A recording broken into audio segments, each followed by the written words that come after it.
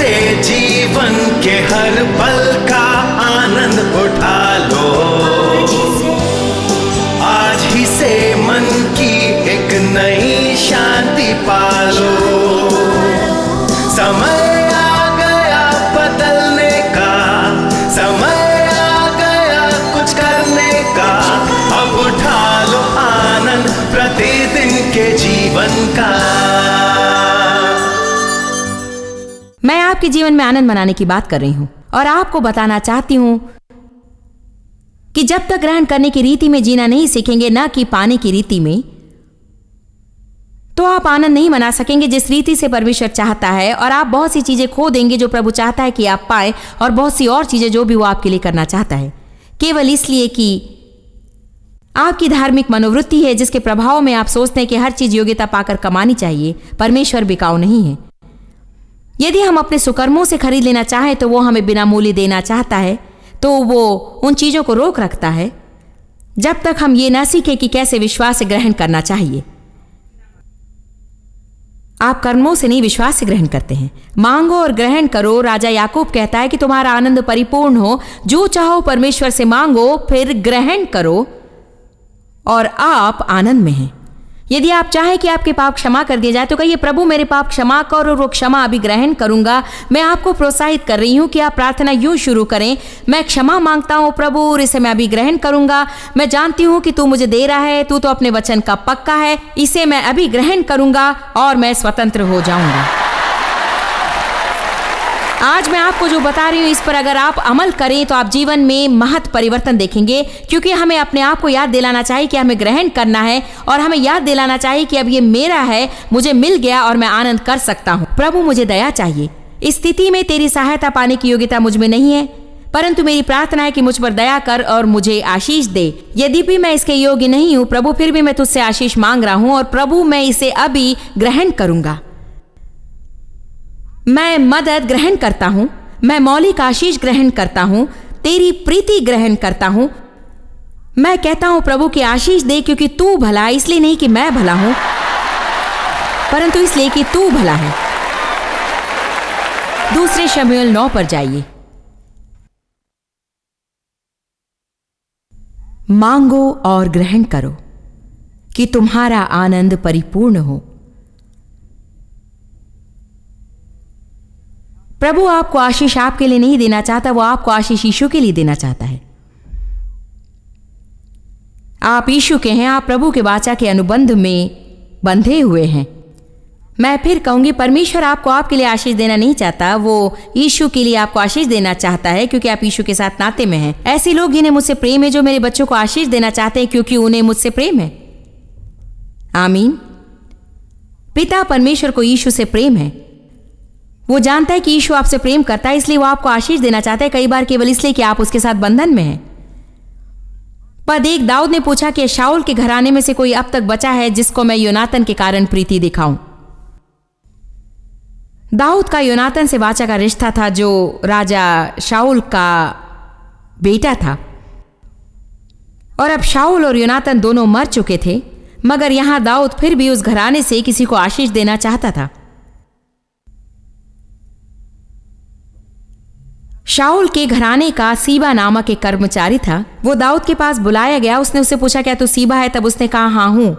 राजा ने पूछा, क्या शाऊल के घराने में से कोई अब तक बचा है जिससे मैं, और यही विस्तृत बाइबल कहती है, परमेश्वर की अचूक अनचाही, असीम दया और कृपा दिखाऊं। परमेश्वर की अचूक अनचाही और असीम दया और कृपा। सीबा ने कहा, योनातन का एक बेटा तो है जो अपने पांव से लंगड़ा है। आप अगर बाइबल में निशान लगाना चाहे तो लगा लीजिए जो लंगड़ा है, क्योंकि यह महत्वपूर्ण है। हम कह सकते हैं उसका एक बेटा है, उसके अवगुण और दुर्बलताएं हैं। तो उसे तो हम आशीष नहीं दे सकते, क्योंकि हम सोचते हैं कि परमेश्वर निष्पन्न लोगों की खोज में रहता है, जिनको यश प्राप्त है, जो हर सुबह उठकर 4 घंटे प्रार्थना करते हैं। इन लोगों को तो आशीष मिल जाएगी, मगर हम साधारण लोगों को नहीं जोड़कर प्रार्थना करते फिर सो जाते हैं। कमान नाउ। अर्थात परमेश्वर आशीष नहीं दे सका क्योंकि पिछले सप्ताह आपको 3 बार क्रोध आ गया था। और फिर ये मत भूलिए कि आप दशमांश देना भूल गए थे उस सालगिरह के पैसों से। देखिए, हमारे सामने यही आता है। हम इतने विधि परायण हो जाते हैं कि हम सोचने लगते हैं कि परमेश्वर हमारे लिए कुछ नहीं करेगा यदि हम निष्पन्न ना हो। बाइबल कहती है परमेश्वर की आंखें क्षितिज से क्षितिज तक घूमती है किसी ऐसे की खोज में जिसमें उसका सामर्थ्य प्रतिरूप दिख सकता है और जिसका हृदय उसकी ओर निष्पन्न हो, जिसकी क्रियाशीलता निष्पन्न नहीं किंतु हृदय निष्पन्न है। वास्तव में इसे मैं निरंतर कहती रहती हूँ और मुझे पूरी प्रतीति है कुछ लोग हैं जो मुझसे अधिक परिमार्जित हैं। मेरा मतलब कुछ लोग ऐसे हैं जो लोगों के साथ बहुत ही उत्तम व्यवहार में अपना सानी नहीं रखते। उनकी आवाज़ मीठी है, भद्र व्यवहार, शिष्टता पूर्ण स्वभाव और उनके पास सारी अच्छी बातें हैं।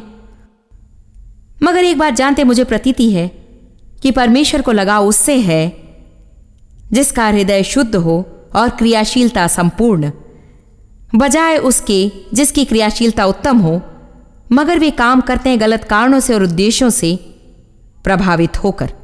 मैं बहुत कृतज्ञ हूं कि प्रभु हमारा हृदय देखता है। वो अन्य मनुष्यों की तरह नहीं देखता परंतु हमारा हृदय देखता है। उसके लंगड़ा होने का दाऊद पर तिल बराबर भी प्रभाव नहीं पड़ा। पद 4, और राजा ने पूछा वो कहाँ है? सीबा ने कहा वो लोदबार नगर में अम्मीएल का पुत्र माकीर के घर में रहता है। लोदबार, अगर आप अध्ययन करे रहने के लिए वो अच्छी जगह नहीं थी। तब राजा दाऊद ने दूत भेजकर उसको लोदबार से अम्मीएल के पुत्र माकीर के घर से बुलवा लिया। तो उसने उसे बुलवाया, इस विकलांग को जो लोदबार जैसे गंदे से गंदे नगर में रहता था। मगर ये नौजवान था, नाम था मपीबेशेत, राजा शाऊल का पोता और योनातन का पुत्र था, एक जवान लड़का। वर्तमान राजा दाऊद वाचा में बंधे हुए थे और वाचा में परिवार सम्मिलित था। ये नौजवान जानता था, वो वाचा को समझता था, फिर क्यों उसने भवन का दरवाजा नहीं खटखटाया अपने अधिकार मांगता हुआ? आप देखेंगे पद 6, अब मपीबेशेत जो योनातन का पुत्र और शाऊल का पोता था दाऊद के पास आया, तब मुंह के बल गिर के दंडवत किया। दाऊद ने कहा, हे मपीबेशेत। उसने कहा, तेरे दास को क्या आज्ञा है? दाऊद ने उससे कहा, मत डर, तेरे पिता योनातन के कारण मैं निश्चय तुझको प्रीति दिखाऊंगा। देखिए, मैं आपकी ओर देखकर कह सकती हूं प्रभु आप पर दया दिखाएगा आपके उद्धारक यीशु के लिए। विस्तृत बाइबल कहती है कि हम यीशु के नाम में प्रार्थना करते हैं तो हम यीशु की यथार्थता प्रभु को बताते हैं। यह मुझे अच्छा लगा जब अपनी प्रार्थनाओं में अनुरोध करती हूं और कहती हूं यीशु के नाम में, अर्थात मैं तुझसे करने को कह रही हूं प्रभु यीशु के लिए। मैं यीशु की यथार्थता सामने रख रही हूं, जॉयस की यथार्थता नहीं रख रही हूं, यीशु की यथार्थता रख रही हूं। यह तो शक्तिशाली बात है। देखिए, उसके नाम में शक्ति है, इतनी शक्ति कि मेरी सारी भूलें, दुर्बलताएं और दोष धुल जाएं यदि मेरा विश्वास उसमें हो तो। तेरे पिता योनातन के कारण मैं निश्चय तुझको प्रीति दिखाऊंगा और तेरे दादा शाऊल की सारी भूमि तुझे फेर दूंगा और तू मेरी मेज पर नित्य भोजन किया कर। अब समस्या यहां पर है पद 8 में, विकलांग ने दंडवत करके कहा, तेरा दास क्या है कि तू मुझ ऐसे मरे कुत्ते की ओर दृष्टि करे? उसका आत्म प्रतिरूप घटिया था। वो भूल गया कि वो कौन था।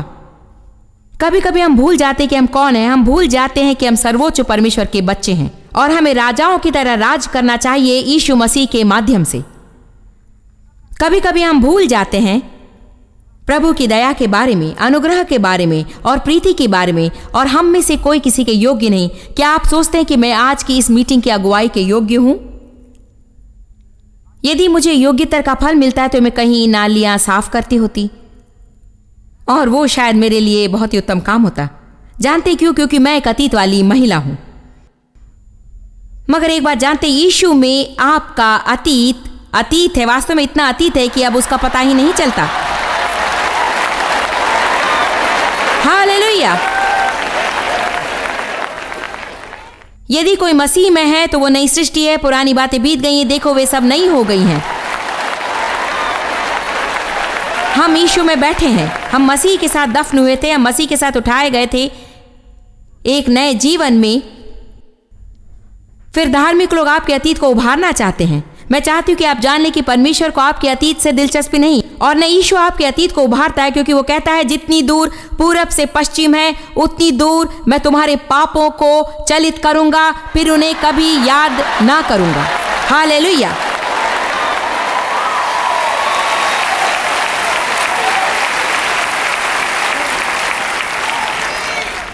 आश्चर्यजनक बात है कि आपको आशीष पाते हुए कोई देखना नहीं चाहता यदि वे नहीं सोचते कि आप इसके योग्य। कि आप जानते कि लोग इतने त्रासित क्यों हुए जब परमेश्वर मुझे बुलाकर आशीष देने लगा? क्योंकि वे मुझे जानते थे जब।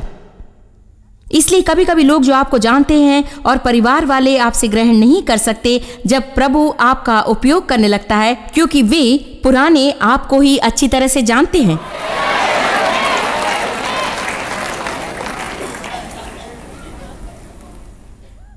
उन्होंने यीशु से कहा, अरे तुम तो बढ़ई के बेटे हो, अपने आप को क्या समझते हो? मगर प्रभु संसार के दुर्बलों का उपयोग करता है ज्ञानियों को लज्जित करने के लिए। आप में से कुछ लोदबार से हैं।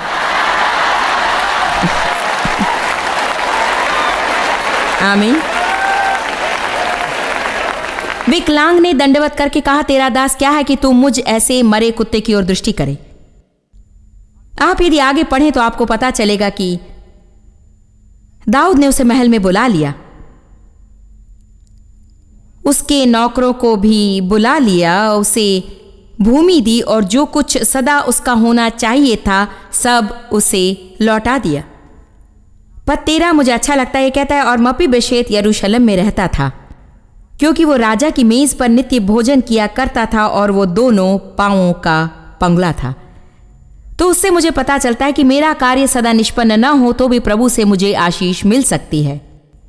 यदि कुछ क्षेत्रों में मेरा कुछ लंगड़ापन हो, जहां मेरा हर कार्य सही नहीं होता, तो भी प्रभु मुझे आशीष देना चाहता है। मगर मैं कहीं लोदबार जाकर छुप नहीं सकती।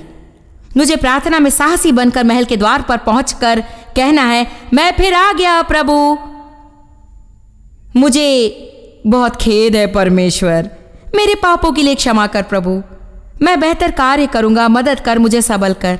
मैं तेरी क्षमा ग्रहण करता हूं प्रभु और अब मैं दया मांगता हूं। ये मेरी मंदबुद्धि है प्रभु, यदि भी मैं इसके योग्य नहीं, मैं तुझसे आशीष मांगता हूं। मेरी देखभाल कर, मेरी जरूरत पूरी कर। एक बात जानते हैं, बाइबल के अनुसार वो करता है, मगर मैं नहीं सोचती कि बहुत से लोग साहसी प्रार्थना करते हैं। अच्छे दिनों में थोड़ी बहुत साहसी प्रार्थना हम कर लेते हैं, मगर उन दिनों का क्या जो अच्छे नहीं होते हैं? कम ऑन, यहीं कहीं पर मेरा एक गवाह है। क्या मैं सच बोल रही हूं? उन दिनों में जब आपका बर्ताव सही नहीं होता, आप प्रार्थना साहस के साथ नहीं करते हैं ना? मेरी बाइबल कहती है, अनुग्रह के सिंहासन के समक्ष साहस के साथ आओ। चलकर देखते हैं इब्रानियों 4। ये मेरी योजना से थोड़ा भिन्न पथ ले रहा है, परंतु मैं इसे जैसा चाहे जाने देती हूं। ग्रहण ग्रहण ग्रहण ग्रहण ग्रहण ग्रहण करो। कभी कभी परमेश्वर से ग्रहण करने से बेहतर होता है शैतान से ग्रहण करना। जरा सोचिए, दूषण और निंदा ग्रहण करने में कोई कष्ट तो नहीं होता है ना? आइए आज एक प्रकाशन पाइए। आपको कष्ट नहीं होता इन्हें ग्रहण करने में। भय, धमकियां, झूठ, अपनी सामर्थ्य की नकारात्मक बातें, लज्जा, हताशा, विषाद, असुरक्षा, हम शैतान से अच्छी तरह ग्रहण करते हैं। परंतु परमेश्वर से ग्रहण करना, पवित्र आत्मा को ग्रहण कीजिए। बाइबल कहती है, तुमने पवित्र आत्मा को ग्रहण किया। मांगो और पाओ कि तुम्हारा आनंद परिपूर्ण हो। क्या मांगा जाए? आप जो भी चाहें, जरूरत या कामना, यदि आपके लिए ठीक नहीं हो तो प्रभु आपको नहीं देगा, मगर आप मांग सकते हैं। विलंब अस्वीकृति नहीं। कभी कभी हमारी इच्छा के विपरीत प्रभु को थोड़ा और समय लगता है, क्योंकि उसे कार्य करना पड़ता है, परंतु उसके पास हमारे अनुरोध हैं। प्रभु में आनंद करो और वो तुम्हारे हृदय की कामनाएं पूरी करेगा। छोटी छोटी कामनाएं भी, जिसका किसी को पता नहीं सिवाय तुम्हारे और उसके। आपके लिए कुछ करने में वो प्रसन्न होता है। प्रभु आपके लिए कुछ करने में प्रसन्न होता है। पिछले सप्ताह मैंने अपनी बेटी को बुलाया सेंट लुइस के एक बच्चों के कपड़ों की दुकान से। नाम है जम्बूरी। मैंने कहा मुझे पता नहीं यहाँ है कि नहीं, शायद होगा। और मैंने कहा लड़कियाँ कौन सा साइज पहनती हैं? मैं जम्बूरी में हूँ और मुझे उन्हें कुछ ले देना है वैलेंटाइन के लिए, उनकी बिक्री अच्छी है। और उसने कहा, अच्छा वो शर्ट जिस पर चमकती हुई चीज़ें हैं? मैंने कहा, हाँ यही तो मैं देखती हूँ। उसने कहा, आप इसे मान लेंगी क्या? परमेश्वर बहुत ही भला है। मैंने कहा, क्या? उसने कहा, कल मैं वहाँ थी और मुझे वो शर्ट चाहिए थी और किसी न किसी तरीके से, मगर मुझे लगा कि प्रभु की इच्छा नहीं कि मैं पैसे खर्च करूं, सो मैं लिए बिना ही घर चली गई और अब आप उन्हें ले रही हैं।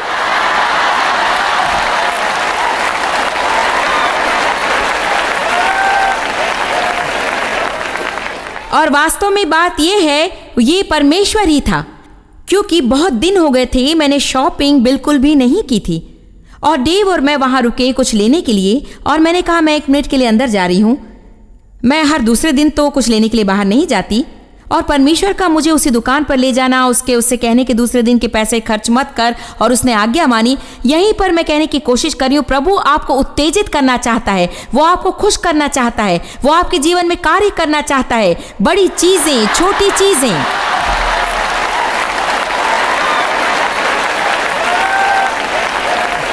परंतु आपको ग्रहण करने वाला होना चाहिए। सब लोग कहें, मैं ग्रहण करता हूं।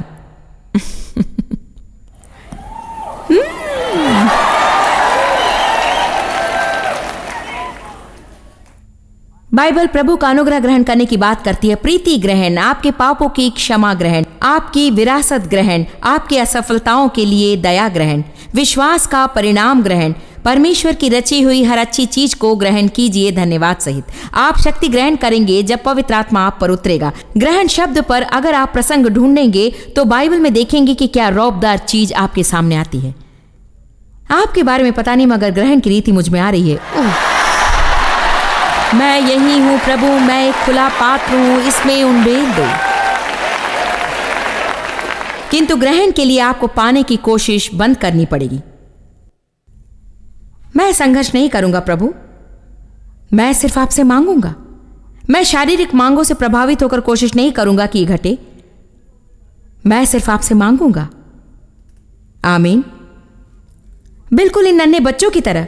धन्यवाद धन्यवाद। मुझे कुछ आलिंगन मिले, कुछ चुंबन भी।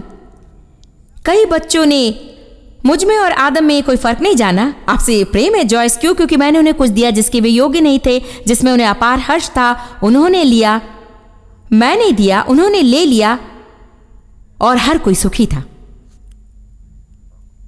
सोचिए क्या होता अगर मैं बच्चों को ऊपर ले आती और मैं उन्हें देती और वे उस चीज को लेने से इनकार कर देते।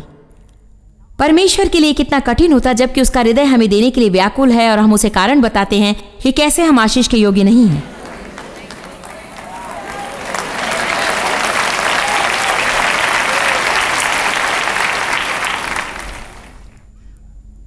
आइए देखते हैं इब्रानियों अध्याय 4 पद 15।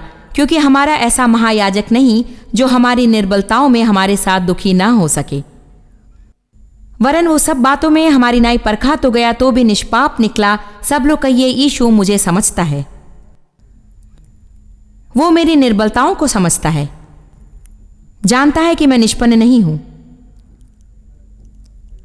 इसीलिए आओ हम हियाव बांध कर चलें, कैसे? साहस के साथ प्रभु के अनुग्रह के सिंहासन के निकट चलें। हम पापियों के लिए परमेश्वर की प्रीति का सिंहासन, कि हम पर दया हो और वो अनुग्रह पाए जो आवश्यकता के समय हमारी सहायता करे। यह रौबदार ग्रंथ है, क्योंकि यह कहकर शुरू होता है, हम भूल करते हैं और प्रभु समझता है।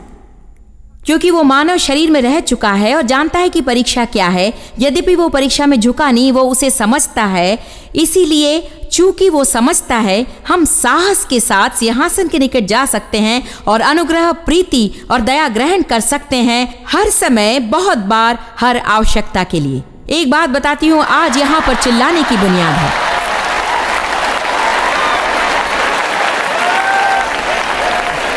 इनका यह अर्थ बिल्कुल नहीं कि हम पाप के लिए हल्की मनोदशा बनाए रखें और सोचें कि हम जिस तरह चाहे जी ले और परमेश्वर हमें फिर भी आशीष देगा। मैं सही हृदय वालों की बात कर रही हूं। मैं उनकी बात कर रही हूं जो प्रतिदिन उठकर बढ़िया काम करते हैं।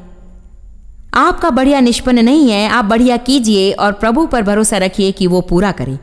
आप परमेश्वर के प्रति हृदय शुद्ध रखिए, आपका दैनिक जीवन निष्पन्न ना हो तो भी। हालेलुया। आइए देखते हैं मत्ती 12।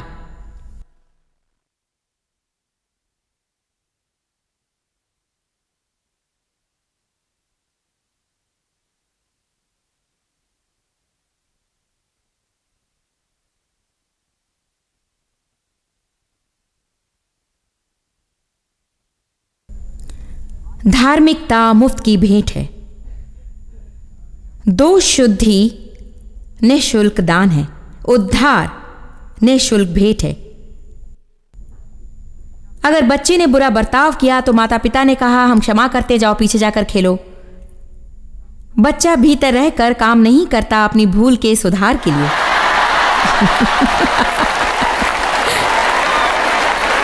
क्या आप में से किसी को कभी ऐसा अनुभव हुआ और कहा यह तुमने किस लिए किया, अब तुम्हें अंदर बंद कर देती हूं।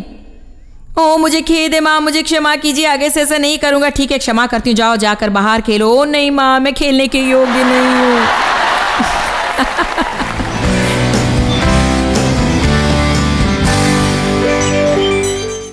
आज मैं आपके लिए प्रार्थना करूंगी कि परमेश्वर आपको ग्रहण करना सीखने का अनुग्रह दे, शरीर की मांगों से छुटकारा मिले और संघर्ष का अंत हो और वो आपके लिए कुछ करे। प्रभु मैं अपने दर्शकों के लिए प्रार्थना करती हूँ यीशु के नाम में। प्रार्थना है कि वे तनाव से निकलें, संघर्ष समाप्त हो, तेरे विश्राम में प्रवेश करें, तेरी दया ग्रहण करना सीखें, क्षमा ग्रहण करें, उद्धार मिले, जरूरत हो तो पवित्र आत्मा से शक्ति ग्रहण करें, जरूरत हो तो अपनी चंगाई ग्रहण करें। मैं धन्यवाद देती हूँ प्रभु कि तू हमें निरंतर दिए जा रहा है और नहीं चाहता कि कुछ पाने के लिए हम संघर्ष करें, मगर हमें ग्रहण करना है। तो अपने दोस्तों और सहभागियों के साथ सहमत हूँ यीशु के नाम में कि आज से वे ग्रहण करना आरंभ करेंगे, अनुग्रह की तेरी निःशुल्क भेंट ग्रहण करेंगे यीशु के नाम में। आमीन। जीवन में आनंद कीजिए। प्रभु आशीष दे।